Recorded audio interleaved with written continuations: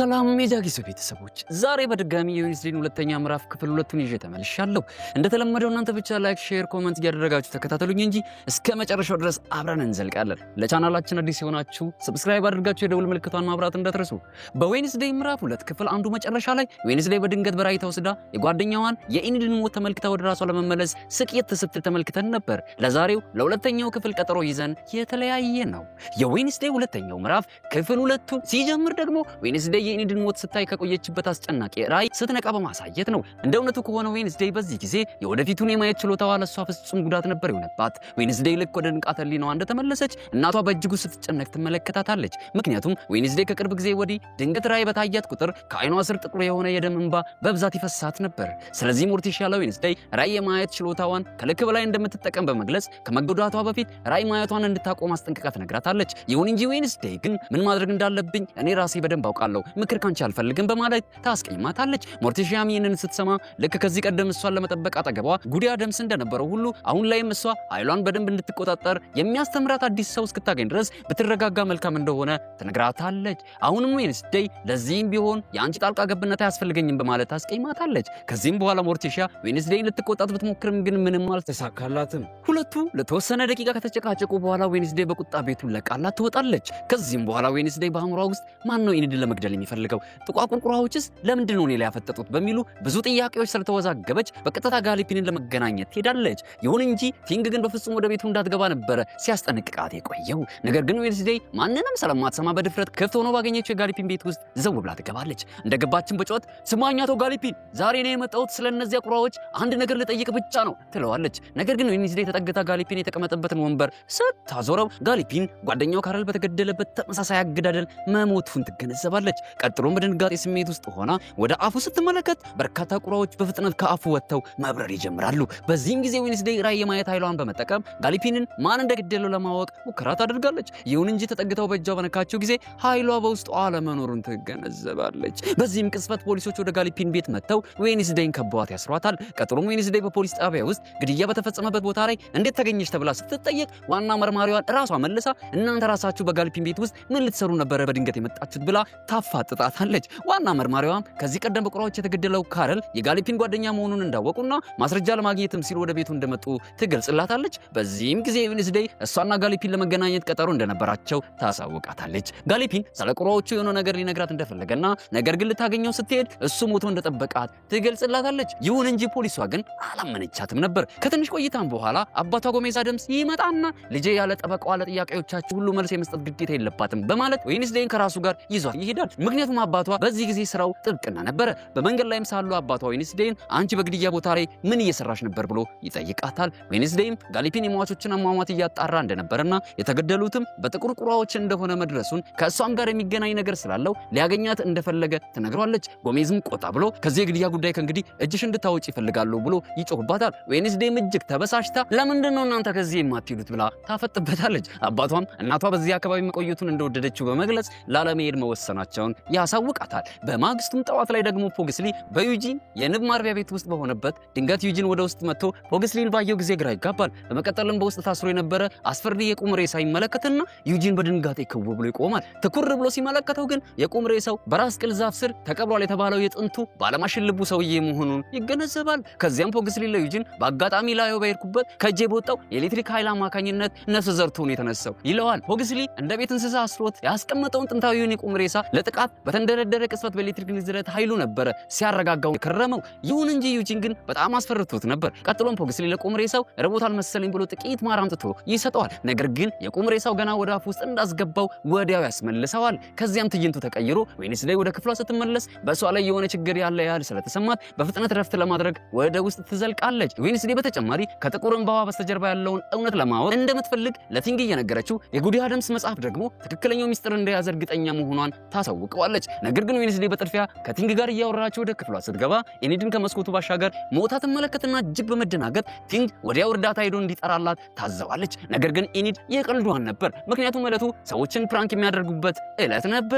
በዚህም ጊዜ ኢኒድ ዌንስዴይን የፊትሽን ገጽታ መቼም አልረሳውም እሺ በማለት ትስቅባታለች። በዚህም ጊዜ ዌንስዴይ በድንጋጤ ትንሽ ስሜታዊ ስለሆነች እንዲህ አይነት ቀልድ መቀለድሽን ከቀጠልሽበት በቅርቡ መሞትሽ አይቀርም እሺ በማለት ታስጠነቅቃታለች። ዌንስዴይ ለኢኒድ በሚስጥር የሷን አሳዛኝ የሆነ የሞት ዕጣ ፈንታዋን መሆኗን ልታሳውቃት እየሞከረች ነበር። ብዙም ሳይቆይ ታዲያ ሁለቱ በክፍል ውስጥ ድንገት እንግዳ የሆነ አስፈሪ አይን ያገኛሉ። በዚህም ጊዜ ኢኒድ አይኑ እውነተኛ ነው ወይስ ለፕራንክ የተላከብን ሐሰተኛ አይን ነው በማለት መጠራጠር ትጀምራለች። ዌንስዴይ ግን በእርጋታ ከጥቁር ቁራ የወደቀ አይን ሳይሆን አይቀርም በማለት ታስረዳታለች። በመቀጠልም ኢኒድ ዌንስዴይን ለምንድን ነው ራይ በመታይ ጊዜ እጅግ የምትሰቃዩና ከአይንሽ ስርም ጥቁር እንባ የሚፈሰው ብላ ትጠይቃታለች። ይሁን እንጂ ዌንስዴይ ግን ቀለል አድርጋ አታስቢ፣ ምንም ከባድ ነገር አይደለም በማለት ትመልስላታለች። ቀጥሎም ድንገት ወደ ኢኒድ ስልክ ውስጥ እንግዳ የሆኑ መልእክቶች መግባት ይጀምራሉ። ወዲያው ከፍተውም ስትመለከት የሆነ ሰው ዌንስዴይን እግር በእግር እየተከታተላት ያነሳቸውን ፎቶዎች ትመለከታለች። ዌንስዴይ በፍጥነት የተላከበትን ቁጥር ስትመለከት መልእክቱ የተላከው ከጋሊፒን ስልክ ቁጥር እንደሆነ በተመለከተች ጊዜ እጅግ ትደነግጣለች። ምክንያቱም ጋሊፒን ትላንት መሞቱን በአይኗ ተመልክተዋለች።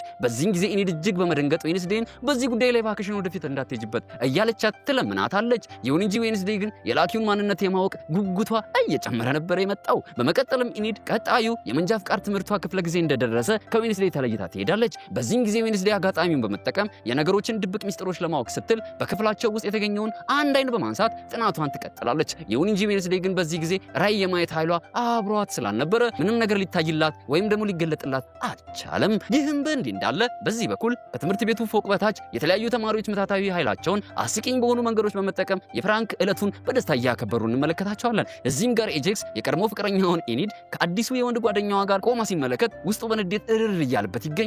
በዚህም ጊዜ ዩጂን እና ፖግስሊ ወደ እሱ ዘንድ መጥተው እሱን ዘና ለማድረግ በልጁ ላይ ተናዳፊ የንብ መንጋ ይለቁበታል። ኤጀክስም ወደ እነሱ የጫወታ ስሜት ተመልሶ ከአናቱ ላይ ኮፍያውን አውልቆ ሁለቱንም ለተወሰነ ጊዜ በቆሙበት ወደ ድንጋይነት ይቀይራቸዋል። ከሌላ በኩል ደግሞ ልጆች ተማሪዎች ምታታዊ ኃይላቸውን በመጠቀም ኤጀክስን ከመሬት ላይ አንስተውት አየር ላይ ያንሳፈፉ እሱንም መሳቂያ መቀለጃ ያደርጉታል። ይህም በእንዲህ እንዳለ በዚህ በኩል ደግሞ እስከዛሬ አይተነው የማናውቀው በአካዳሚ ውስጥ የሚያስተምር የቆየ ጥንታዊ የሳይንስ መምህርን እንመለከተዋለን። እሱም በእለቱ የሚካሄደውን የፕራንክ ቀንን ምንም ስላልወደደው በቁጣ ስሜት ከርዕሰ መምህሩ ጋር እየተጨቃጨቀ ነበር። በዚህም ጊዜ ዌንስዴይ ርዕሰ መምህሩን አንድ ወሳኝ የሆነ ጥያቄ ልትጠይቀው ትመጣለች። እንደደረሰችም ኮስተር ብላ ጥቋቁር ቁራዎችን መቆጣጠር የሚችል በዚህ ትምህርት ቤት ውስጥ አለ እንዴ ብላ ትጠይቃቸዋለች። ርዕሰ መምህሩን ፈጠን ብሎ ይህ አይነት ኃይል ያላቸው ሰዎች ኤቪኤን ተብለው እንደሚጠሩ አብራርቶ ያስረዳታል። እነዚያም ሰዎች በተለየ መንገድ እጅግ በጣም አስፈሪ የሆኑ ቁራዎችን ጭምር የመቆጣጠር ኃይል እንዳላቸው ያሳውቃታል። ይሁን እንጂ በአካዳሚ ውስጥ ለ10 ተከታታይ ዓመታት ያህል ምንም አይነት የኤቪኤን መታታዊ ኃይል ያላቸው ልጆች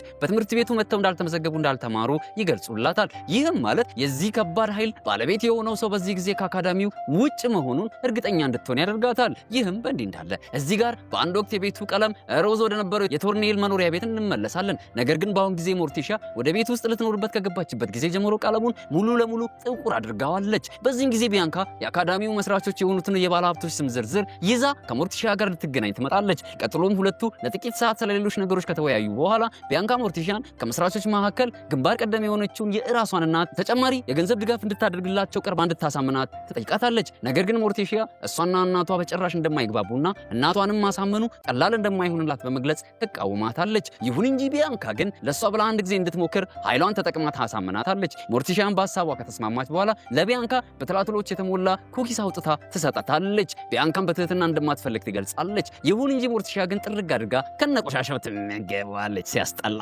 ይህም በእንዲህ እንዳለ በዚህ በኩል ፖግስሊና ዩጂን ከትምህርት ቤቱ ምግብ ሰርቀው ለቁም ሬሳው ያመጡለታል። እነሱ ያመጡትን ምግብ በጭራሽ በሌሎች ዘንድ ፍጹም አጸያፊ የሆነና የገማ ሳንድዊች ነበር። ይሁን እንጂ የቁም ሬሳው ግን እርጥፍጥፍ አድርጎ ይበላዋል። ምንድነው ይሄኛው ክፍል እንዳለ የሚያስጠላ ነገር የሚያሳይ። በዚህም ጊዜ ነገርየው ደህና ነገር ሲመገብ በከባዱ በማስታወቁ የተነሳ ፖግስሊ ስሙን ስለር ብሎ ይጠራዋል። ቀጥሎም ሁለቱ ተመልሰው እንደወጡ አስፈሪው አውሬ ስለር ወዲያው ሰንሰለቱን ሰባብሮት ነፃ በመውጣት ከቤቱ ያመልጣል። በመቀጠልም በዚህ በኩል ዌንስዴይን ስንመለከታት አሁን ድረስ በጥልቅ ስሜት ከጉዲ አደምስ መጽሐፍ ውስጥ ማግኘት ያልቻለቻቸውን ምላሾች በማፈላለግ መጠመዷን እናስተውላለን። በተጨማሪም አሁን ላይ የቀድሞ መርማሪው ጋሊፒን እንደሞተ ለታይለር ልትነግረው ፈልጋ ነበር። ይሁን እንጂ ዌንስዴይ ግን ከትምህርት ቤቱ ግቢ የምትወጣበት ምንም አይነት መንገድ አልነበራትም። ከጥቂት ቆይታ በኋላ ግን ኢኒድ አዲሱን የመንጃ ፍቃድ ስልጣናዋን በተግባር ልትወስድ መሆኑን አስታውሳ ፈጥና የኢኒድን የመንጃ ፍቃድ ወረቀት በድብቅ ሰርቃው ወጥታ ትሄዳለች። ቀጥሎም ኢኒድ ሰዓቷ ሲደርስ ወደ ክፍሏ መታ ወረቀቷን ካስቀመጠችበት ቦታ ባጣችው ጊዜ እጅግ ትደነግጣለች። በየቦታው እየበረበረች ብትፈልገውም በፍጹም ልታገኘው አልቻለችም። በዚህም ጊዜ ሞርቲሻ ወደ እሷ ዘንድ ብቅ በማለት ኢኒድን ምንም መጨነቅ እንደማያስፈልጋት በመግለጽ ታረጋጋታለች። ምክንያቱም ወረቀቱ የት እንዳለ በደንብ አድርጋ ታውቅ ነበር። ከዚያም ሞርቲሻ ወደ ቲንግ መለስ ስትልና ለዌንስዴይ ከምንም በላይ ውድ የሆነውን የጉዲ አደምስን መጽሐፍ እንዲሰጣት ትጠይቀዋለች። በዚህም ጊዜ ቲንግ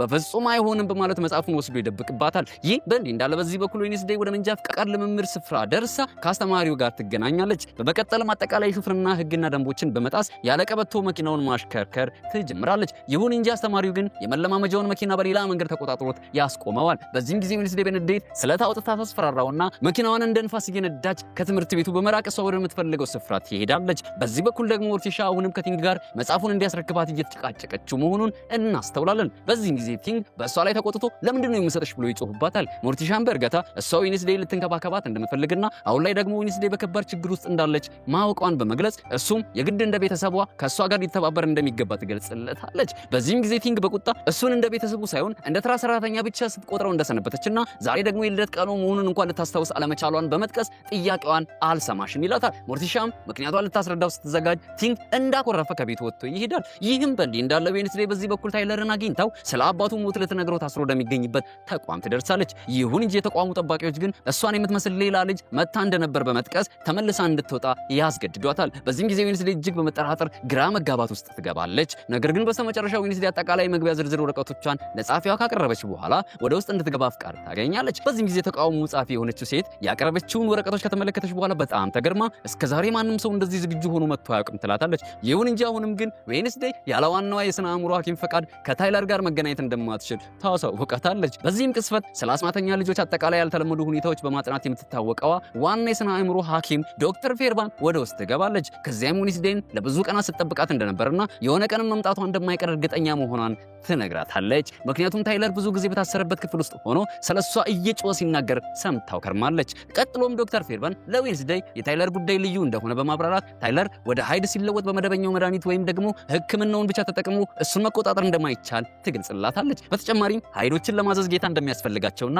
ማንኛውም የሰው ሐኪም እነሱን ሊያረጋጋቸው እንደማይችል ታሳውቃታለች። ከዚያም እሱን ለመቆጣጠር እነሱ አደገኛ በሆነ የኤሌክትሪክ ንዝረት በመጠቀም በአንድ ክፍል ውስጥ ለብቻውን ቢቆልፉበትም ግን እሱን ለመቆጣጠር አሁንም ቢሆን እንዳልተሳካላቸው ትነግራታለች። ዶክተር የምትናገረውን በሙሉ ዌንስዴይ በትኩረት ነበር ስታዳምጣት የነበረው። ከዚያም ዶክተሯ ዌንስዴይን ታይለር በሷ ላይ ያሳደረውን ጥልቅ የሆነ የፍቅር ስሜት በመገንዘብ አሁን ላይ የእሱን አስፈሪ የሆነ ኃይል ልትቆጣጠር የምትችለው እሷ ብቻ ልትሆን እንደምትችል በመግለጽ በሕክምናው ላይ ተሳትፎ በማድረግ እንድታግዛቸው ትጠይቃታለች። ምንም እንኳን ዌንስዴይ ጥያቄውን ላለመቀበል ብታቅማማም ነገር ግን በከፊልም የታይለርን ጥፋተኝነት ለመቀነስ የእሱን አዛዥ ጌታ የሆነውን ሰው ማንነት ብታጋልጠው በእሱ ላይ የተላከኩበት ግድያዎች በሙሉ እንደሚነሱለት ስለምታውቅ ተቋሙን ለመርዳት ተስማማለች። ቀጥሎም ዌንስዴይ ወደ ታይለር ዘንድ ልክ መቅረብ እንደጀመረች ታይለርን በብረት በታጠረ ክፍል ውስጥ በሰንሰለት ታስሮ እንመለከተዋለን። በአንድ ወቅት ታይለር ተራቡና ሻጭ መሆኑን ቢሆንም የምናውቀው አሁን ላይ ግን በጌታው ትዕዛዝ ብቻ ብዙ ሰዎችን የገደለና በኤሌክትሪክ ንዝረት ብቻ የሚቆጣጠሩት አደገኛ የጭራቅ ዝርያ ሃይድ ሆኖ ነው የምንመለከተው። ቀጥሎም ዌንስዴይ ወደ እሱ ተጠግታ ከአባቱ ሞት ጋር ግንኙነት ይኖረዋል ብላ እንደምትጠረጥር ትነግረዋለች።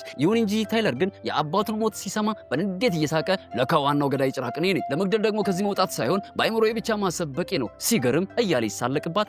በዚህም ጊዜ ዌንስዴይ ታይለር በጭራሽ ስለ አባቱ ሞት እንደማያውቅ ትገነዘባለች። በጭቅጭቃቸው መሃልም ታይለር ዌንስዴይን አንቺም እኮ ለተፈጠረው ሞትና አጠቃላይ ውድመት በኔ ልክ ጥፋተኛ ነሽ፣ ስለዚህ አንቺም ብትሆኚ እንደኔ መታሰር ነበረብሽ ይላታል። ዌንስዴይ ምን እንደሰማች በንቀት በአካት ታለቃቅስ አንተ ማለት ምንም የወንድነት ወኔ የሌለ ተራ ልጅ ነህ፣ ለዚህም ነው ዶክተር ቶርኔል በቀላሉ ስትቆጣጠር የነበረው በማለት እጅግ እንዲበሽቅ ታደርገዋለች። ቀጥሎም ዌንስዴይ በዚሁ እስር ቤት ውስጥ ለዘመናት ሳትወጣ ትበሰብሳታለህ ትለውና ወጥታ ለመሄድ ትዘጋጃለች። ነገር ግን ዌንስዴይ ከእስር ቤቱ ወጥታ ከመሄዷ በፊት ታይለር በኃይለኛ ቁጣ ስሚ ጓደኛሽን ኢኒድ በደንብ ጠብቂያ፣ ምክንያቱም እኔ ከዚህ ልክ እንደወጣው አስቀድሜ የመገላት እሷን ነው በማለት ይዘትባታል። ዌንስዴይም ይህን አስፈሪ የሆነ ዛቻ ስትሰማ ድንግጥ አለች። ምክንያቱም የኢኒድን ሞት በራእይዋ አይታው ስለነበር ታይለር ከተናገረው ጋር ስታገናኘው የጓደኛዋ ኢኒድ ሞት በታይለር እጅ እንደሚሆን እርግጠኛ ትሆናለች። ምክንያቱም በባለፈው የመጨረሻው ክፍል ላይ ኢኒድ ወደ ግዙፍ ወልፍነት ተቀይራ ከታይለር ጋር በመፋለም አጥቅተው ዌንስዴይን ነፃ አውጥታት ነበር። ከዚያም ዌንስዴይ በቁጣ ታይለርን አታስብ አንተ ብቻ ለመውጣት ያብቃ በማለት ካፌዘችበት በኋላ ወጥታ ትሄዳለች። ከዚህም በመቀጠል ትዕይንቱ ተቀይሮና ፖግዝሊ በጥንታዊው የሳይንስ መምህር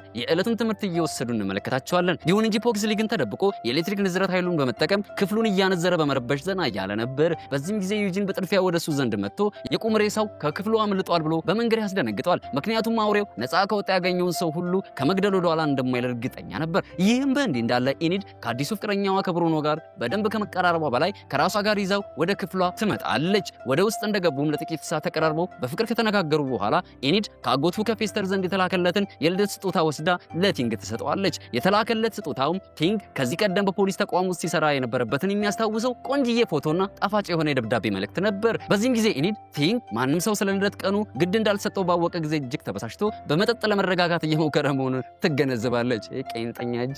ሞርቲሻም ሆነች ዌንስዴይ ልደቱን አስመልክተው ምንም ነገር እንዳላሉት በመረዳት ኢኒድ የልደት ቀኑን በቆንጆ ሁኔታ ልታከብርለት ቃል ትገባለታለች። ሁለቱ በዚህ ጉዳይ ላይ እየተነጋገሩ ሳለን በድንገት የሆነ ሰው መጥቶ ከኋላቸው ቆሞ የነበረውን ብሩኖን ማጅራቱ ላይ መጥቶት ይደፋዋል። ኤኒድም ብሩኖን ልትረዳው በፍጥነት ወደ ወደቀበት ስታቀና እሷንም አናቷ ላይ ይላታል። ቲንግም ወዲያው እነሱን ሊያስጠል እንደተንቀሳቀሰ መውጫ በሩ ይዘጋበታል። በዚህም ጊዜ ቲንግ የሆነ ሰው እነሱን በድብቅ ሲከታተላቸው እንደነበርና አጋጣሚውን ጠብቆ ጥቃት እንዳደረሰባቸው ይገነዘባል። ከዚህም በኋላ ትዕይንቱ ወደ ርዕሰ መምህሩ ቢሮ ይቀየርና ቢያንካን ወደ ቢሮ አስጠርቷል። ከምን እንደደረሰች ይጠይቃታል። እሷም አጠቃላይ ፋይሎቹን ለሞርቲሻ እንደሰጣች ትነግረዋለች። እሱም በቁጣ በፍጥነት ሞርቲሻን ባይሏ ተቆጣጥራት ስራውን እስክትፈጽም ድረስ እንድታስገድዳት ይጠይቃታል። ቢያንካን በንዴት እየጠየከኝ ነው ወይስ እያስገደድከኝ ብላ ታፈጥበታለች። ይሁን እንጂ ርዕሰ መምህሩ ግን እያስገደዳት ነበር። ቢያንካም በፍጹም ፈቃደኛ አልሆነም በማለት በምላሹ የተሰጣትን ምታታዊ ቁልፍ አውልቃ በመጣል ሳይረን በተባለው ምታታዊ ኃይሏ ተጠቅማ ዳይሬክተሯን ታፈዘውና ዳግመኛ ለዚህ አይነት ስራ እንዳይጠራ ታዘዋለች። ይሁን እንጂ ርዕሰ መምህሩ ግን አስቀድሞ የምታት ማርከሻ ቁልፍ አዘጋጅቶ ስለነበረ ማንኛውም የምታት ኃይል በሱ ላይ እንዳይሰራ አድርጎ ነበር። በዚህም የተነሳ ቢያንካ አሁን ላይ ሙሉ ለሙሉ ተጠምዳ በርዕሰ መምህሩ ቁጥጥር ውስጥ ገባና ያለምንም ምርጫ ፍላጎቱን ለመፈጸም ትገደዳለች። ይህም በእንዲህ እንዳለ ዌድነስዴይ በዚህ በኩል ወደ ክፍሏ ስትመለስ ኤኒድና ቲንግ ከክፍሉ መሰወራቸውን ታስተውላለች። በክፍላቸው ወለል ላይም የኤኒድ ስልክና ቦርሳዋ ተዘርሮ ወድቆ ትመለከታለች። ከቆይታም በኋላ ወደ ስልኳ ኤኒድን ማዳን ከፈለግሽ ይህን ሚስጥር ፍቺው፣ በዚህ ጉዳይ ላይ ማንንም እንዳታሳትፊ፣ ብቻሽን ነው መምጣት ያለብሽ የሚል መልእክት ይገባላታል። ቀጥሎም ዌድነስዴይ የሚስጥር ወረቀቱን አንስታ ስትከፍተው የሞት ጨዋታ የሚል ጽሑፍ ትመለከታለች። በዚህ በኩል ደግሞ ኤኒድና ብሩኖ ጥንታዊ በሆነ መጋዘን ውስጥ በሰንሰለት ጥፍር ተደርገው መታሰራቸውን እንመለከታለን። ይህም ማለት የዌድነስዴይ ጣጣ ዞሮ ዞሮ ኤኒድን የሞት ወጥመድ ውስጥ በድጋሚ ከቷታል ማለት ነው። በመቀጠልም ዌድነስዴይ ኤኒድን ለማግኘት ስትጣደፍ በድንገት ከሙዚቃ መምህሯ ከካብሪዛ ጋር ትገናኝና በዚህም ጊዜ መምህሯ ለዌድነስዴይ የሙዚቃ ችሎታሽን በትምህርት ቤቱ በተዘጋጀ የትርኢት ዝግጅት ላይ ለምን አታቀርቢም ብላ ትጠይቃታለች። ዌድነስዴይ ግን ከዚህ ቀደም ስጫወት አይተሽ ስላደነቅሽኝ በጣም አመሰግናለሁ፣ ከዚያ ዕለት ጀምሮ ግን ሼሎ መጫወት በጣም ደብሮኛል በማለት ትመልስላታለች። የሙዚቃ መምህሯን በእርጋታ ኧረ እኔ እኮ ችሎታሽን ለህዝብ እንድታሳይ ብቻ ነው ፍላጎቴ በማለት ትመልስላታለች። ቀጥሎም ዌድነስዴይ ወደ ሙዚቃ መጫወቻ ክፍሉ ስትገባ የእንቆቅልሹ ፍቺ ከሙዚቃ መሳሪያው ጋር የተገናኘ መሆኑን ትገነዘባለች። ወደ ፒያኖ ዘንድ በመጠጋት በእርጋታ የሞት ጨዋታ ወይም ደግሞ ፕሌይ ዴድ ስለሚለው ሚስጥር ስታወጣነጥን ቆይታ ወደ ፒያኖ ኖታ በማተኮር በአንድ ጊዜ ዲ የሚለውን የሙዚቃ ኖታዎች በመጫወት ዴድ የሚል ዜማ ትፈጥራለች። ልክ ዌድነስዴይ በፒያኖ የሞት ዜማን ስትጫወት ከፊቷ ያለው የቆየ መጋዘን ይከፈትና ዌድነስዴይ በውስጡ በኩል ተጉዛ እነ ኤኒድ ወደ ታሰሩበት ስፍራ ማቅናት ትጀምራለች። በዚህ በኩል ደግሞ ኤኒድና ብሩኖ በጣም ፈርተውና ግራ ተጋብተው እንመለከታቸዋለን። በዚህም ጊዜ ብሩኖ ኤኒድን ወይ ጓደኛሽ በዚህ ልክ ላንቺ አደጋ ከሆነችብሽ ለምንድን ነው ማስፈቻት ብሎ ይጠይቃታል። ኤኒድን በእርጋታ በጭራሽ እሷ ለኔ አደጋ አይደለችም፣ እንደውም ድፍረቴ ናት፣ ለእኔ ብላ ብዙ ነገር ሆናልኛለች፣ የግድ ከሆነም ለእሷ ስለ ህይወቴን እስከ መስጠት ደርሳለሁ በማለት ለዌድነስዴይ ያላትን ፍቅርና ታማኝነት ትገልጽለታለች። ቀጥሎም ሁለቱ የታሰሩበትን ሰንሰለት ፈተው ለማምለጥ ሲታገሉ ድንገት ተያይዘው ወደ መሬት ይወድቃሉ። ይህም በእንዲህ እንዳለ ዌድነስዴይ በዋሻው ውስጥ ለውስጥ በመጓዝ ላይ ሳለች ድንገት ከጣራው ላይ የፊት ቅርጽ ያለው ጭንብል ይወድቅና ዌድነስዴይ ልክ አንስተው ስትመለከት ከውስጡ ጊዜ ያለማቋረጥ እየሄደብሽ ነው የሚል መልእክት ታገኛለች። ይህም በእንዲህ እንዳለ በዚህ በኩል ብሩኖ ወደ ዌርወልፍነት ለመቀየር በቻለው አቅም ሲሞክር ቆይቶ ከአቅሙ በላይ የሆነበትና ተስፋ ቆርጦ ይወድቃል። ኤኒድም ቀርባ ታረጋጋውና ወደ ራሱ እንዲያተኩር በማድረግ ኃይሉን እንዲቆጣጠር ትረዳዋለች። ቀጥሎም ሁለቱ ጥቂት ከተነጋገሩ በኋላ ወዲያው ተቀራርበው መሳሳም ይጀምራሉ። በስተመጨረሻም ዌድነስዴይ የዋሻውን ብዙ ሚስጥሮች እየፈታች ኤኒድና ብሩኖ ወደ ታሰሩበት ክፍል ትደርሳለች። ቀጥሎም ሁለቱን እንዳገኘቻቸው ቲንግ ሄዶ በፍጥነት ሰንሰለቱን እንዲፈታላቸው ትነግረዋለች። ነገር ግን የነሱ ሰንሰለት የሚፈታው በቀላል መንገድ አልነበረም። ይህም ማለት አሁንም መፈታት ያለበት አደገኛ እንቆቅልሽ ጠርቷል ማለት ነው። ቀጥሎም ቲንግ እየተንቀለቀለ ወደ ኤኒድ ዘንድ መሄድ እንደጀመረ በድንገት ያልተፈቀደ መስመር ይጥስና ወዲያው ከጣራው ላይ አደገኛ ስለት ያላቸው ጩቤዎች መዝነብ ይጀምራሉ። በስተመጨረሻም ቲንግ ወጥመድ ውስጥ በመግባቱ ባለበት ታስሮ ይቀራል። በዚህ በኩል ደግሞ ብዛት ያላቸው ስለታማ ጩቤዎች ወደቁት ኤኒድና ብሩኖ ላይ ሊዘንቡባቸው ተቃርበው እንመለከታለን። ዌድነስዴይም እነሱን ለማዳን ስትል ከመቸኮል ይልቅ የእንቆቅልሹ መፍቻ ወዳለበት ወደ ታችኛው ወለል ትወርዳለች። እዚያም ስትደርስ የታዋቂ አስማተኛ ልጆች ድርሰት የሆኑ የልብ ወለድ መጽሐፎች ስም ዝርዝር ተጽፎ ትመለከታለች። ነገር ግን የዚህ ሴራ ጠንሳሽ የሆነው ሰው ማንነት አልተጠቀሰም ነበር። በዚህም ጊዜ ማንነቱ ያልተጠቀሰው ሰው ስሙ የማይታየው ሰው እንደሆነ ወይም ደግሞ ኢንቪዚብል ማን እንደሆነ ወዲያው በመረዳት እንቆቅልሹን ትፈታውና ሁለቱ ጓደኞቿ በስለቶቹ ተወግተው ከመሞታቸው በፊት ታስቆምና ታድናቸዋለች። እነሱንም ይዛ ልክ ወደ ውጭ እንደወጣች የሴራው ጠንሳሽ የሆነችው ትንሽዬ የ13 ዓመት ሴት ልጅን ተመልክተው ሁሉም በድንጋጤ ቅስቅስ ይላሉ። ይህችም ልጅ የፊልማችን ሁለተኛው ምዕራፍ ልክ እንደጀመረ የዌድነስዴይ አድናቂ መሆኗን በመግለጽ አቀባበል ያደረገችላት አዲሷ ባለቀይ ቀለም ጸጉሯ የሆነችው ኦግነስ ዲማይል ነበረች። እሷም ልክ እንደ ዌድነስዴይ የምትለብስና የእሷም ጓደኛ መሆን የምትፈልግ አድናቂዋና ተከታዩዋ ነበረች።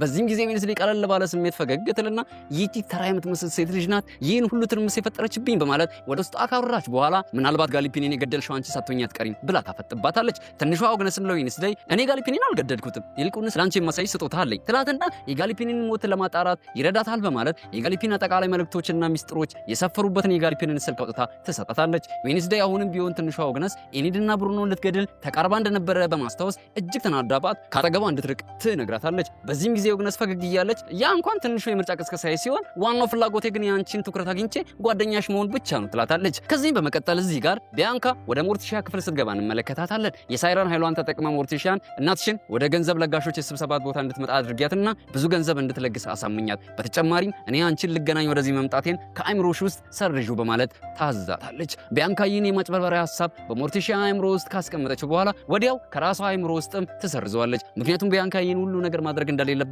በደንብ አድርጋ ታውቅ ነበር። ይሁን እንጂ እሷ ግን ምንም አማራጭ አልነበራትም። ከዚህ በመቀጠል ዌንስዴይ ከቲንግ ጋር ትገናኝና ይቅርታ እየጠየቀችው የልደት ቀኑን ረስታው ሳይሆን በብዙ ውጥረቶች ተከባ መዘግየቷን ታሳውቀዋለች። በተለይ ደግሞ ነገሮች ከኢኒድ ሞት ጋር የተያያዙ ስለነበሩ ችላ ልትላቸው አቅም አልነበራትም። ከዚያም ያመጣችለትን ጥንታዊ የሆነ የንዝረት መሳሪያ በስጦታ መልክ ትሰጠዋለች። ቲንግም በከባድ ችግር ውስጥ ማለፏንና በተለይ ደግሞ በኢኒድ ጉዳይ ተጨንቃ ስለነበር እንቆቅልሹን የግድ መፍታት እንደነበረባት ተረድቷት ይቅርታ ያደርግላታል። ቀጥሎም ዌንስዴይ ከዓይኗ የሚፈሰውን ጥቁር እንባ እንዴት ማስቆም እንደምትችልና ራዕይ የማየት ኃይሏን በድጋሚ እንዴት መልሳ ማግኘት እንደምትችል ለማወቅ ስትል የግድ የጉዲ አደምስን መጽሐፍ ለማንበብ ተወስናለች። ይሁን እንጂ ወደ ክፍሏ ገብታ ግን ስትፈልገው መሰረቁን ትገነዘባለች። ዌንስዴይም ይህን ስታውቅ ፊቷ በንዴት እሳት መምሰል ይጀምራል። በዚህም ጊዜ ዌንስዴይ ድንገት አስፈሪ የሆነ እቁርቁሯ እሷን በድብቅ ሲከታተላት ትገነዘባለች። ከዚያም በፍጥነት ወጥታ ማሳደድ ትጀምራለች። ይህም በእንዲህ እንዳለ ከዚህ ቀደም ከዩጂን የንብ ጎጆ ያመለጠው ያ አስፈሪው የቁም ሬሳ ከጫካ ውስጥ ድንገት ብቅ ብሎ በመኪና አለማማጁ ላይ ከባድ ጥቃት ሲያደርስበት እንመለከተዋለን።